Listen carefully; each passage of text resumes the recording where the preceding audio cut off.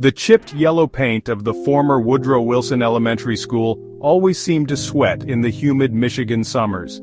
Now rebranded as the Wilson Residences, the grand old building stood with a kind of weary dignity, its once vibrant hallways echoing with the muffled sounds of domestic life rather than the joyful chaos of children.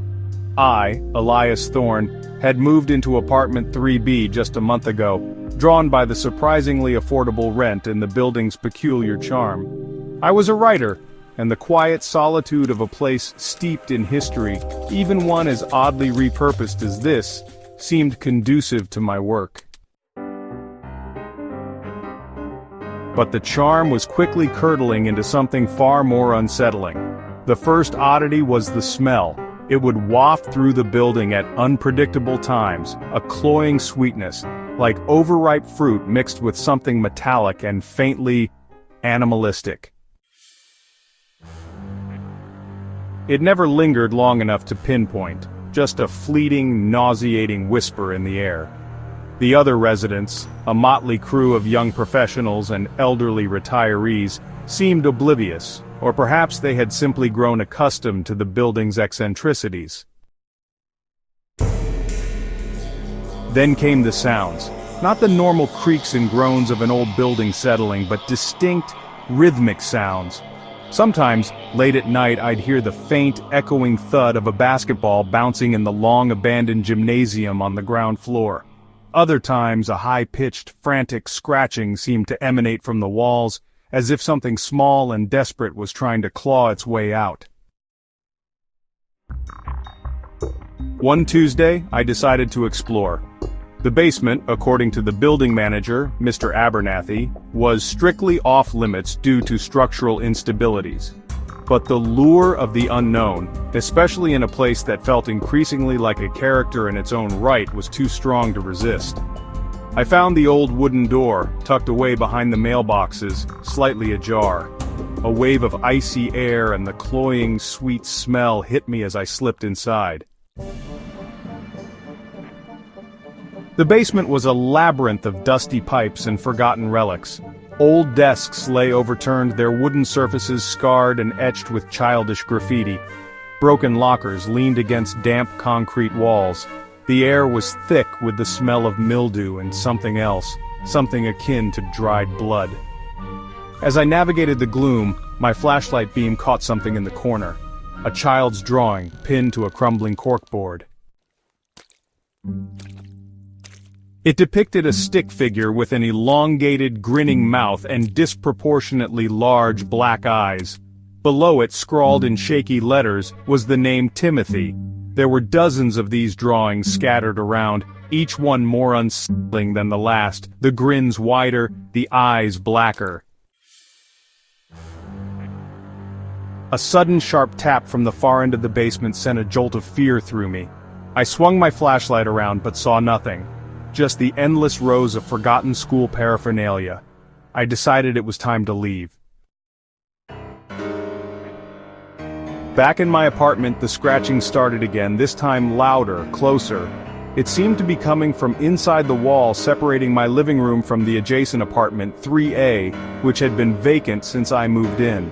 I pressed my ear against the wall, the frantic scratching intensifying, accompanied by a low, guttural whimpering. It sounded like an animal trapped and in immense pain.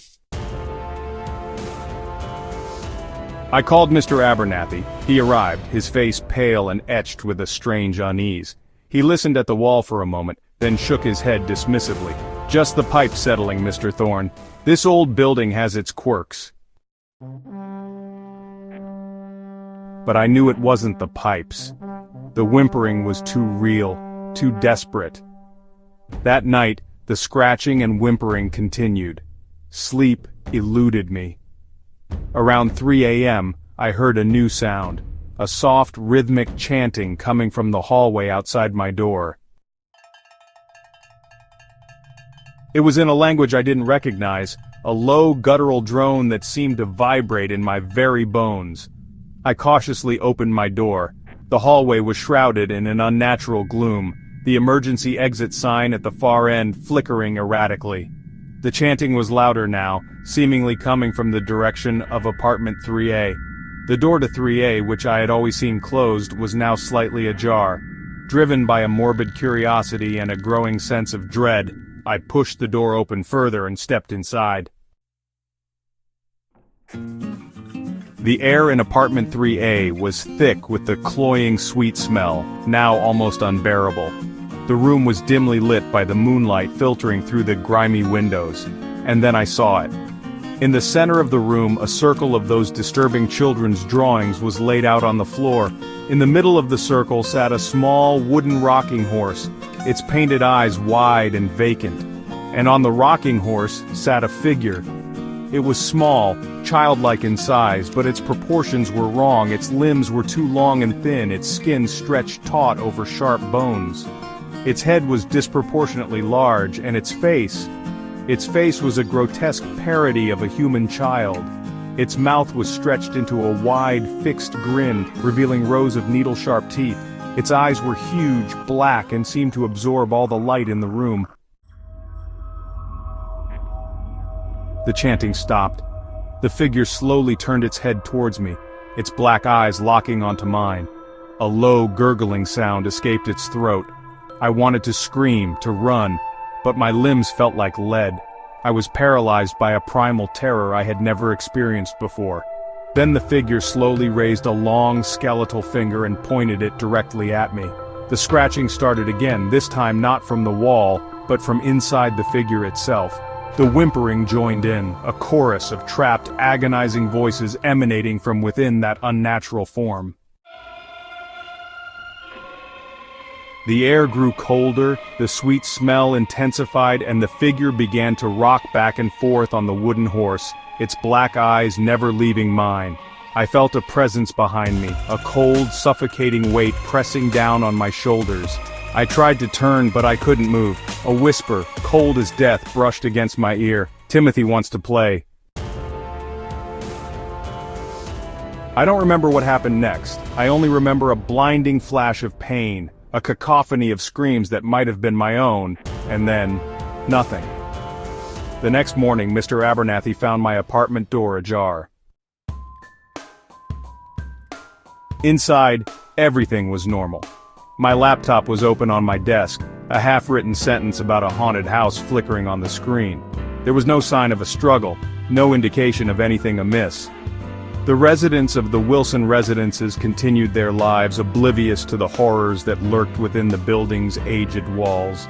Apartment 3B remained vacant for a while, then another writer drawn by the affordable rent and the building's peculiar charm moved in. Sometimes late at night, the new resident would hear strange noises, a faint, echoing thud like a basketball bouncing, a high-pitched, frantic scratching from the walls, and occasionally a fleeting whiff of a cloying sweetness mixed with something metallic and faintly animalistic. And sometimes, very late at night, if the wind was just right, a faint, rhythmic chanting could be heard from the direction of apartment 3A, a low, guttural drone that seemed to vibrate in the very bones of the old-school-turned apartments. And if you listened closely enough, you might just hear a soft, childlike giggle joining the chorus, a giggle that held no joy, only an ancient, terrifying hunger.